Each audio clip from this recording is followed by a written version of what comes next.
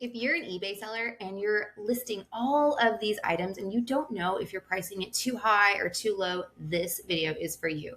I built this really cool automation that actually pulls all of my clients' listings and pulls them into a spreadsheet, and then also goes out and searches those listings to see if anybody else posted it and sees if they're too high or too low within 10% margin or so, and it'll tell him which ones he needs to decrease or increase. So pretty cool. This is kind of the dashboard to it. This is an Airtable, and we'll kind of just go to the pricing comparison table. Actually, we'll just go to the dashboard.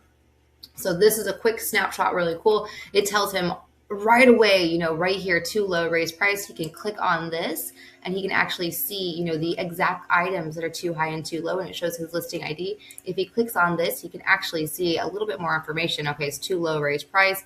His price is $81, but his competitor's price is $168. So he is leaving money on the table right here because he's priced a little bit too low. And maybe people are like, oh, why would it be priced so low? I'm not going to buy that, And so it tells you right here, like there's a bunch of competitors that are listing stuff, and it tells you kind of all their prices. So it does look like he is too high among all of them. And so it's pretty cool. And then you can see your listing URL right there. And so you can just quickly do that. So it'll show you ones that are slightly too low. So maybe these are just a little too low. The other ones were significantly, maybe more than 10% too low.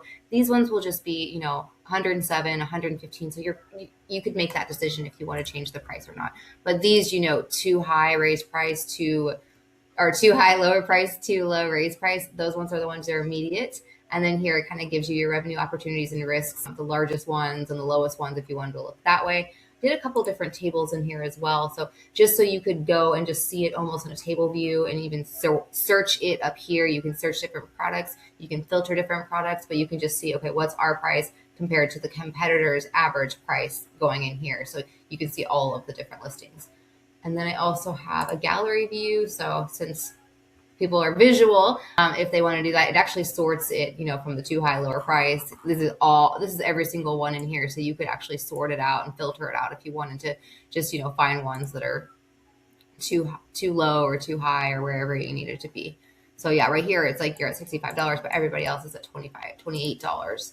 So this one right here, he wanted a way to be able to say, okay, cool. Well, I want to just double check that that's the correct price. If it's pulling in saying his competitors are listing at 28, he wanted to see their URLs. And so I have kind of a competitor listings table in here. So he could search, go in here and search for the listings if he wanted to. And then it links back to that competitor's actual listing that we pulled and scraped the information from.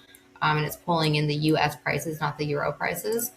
So that's pretty cool. And then, yeah, there's that pricing command center. So the next part of this is we're going to be adding buttons, because now he has 411 listings that he needs to raise the price.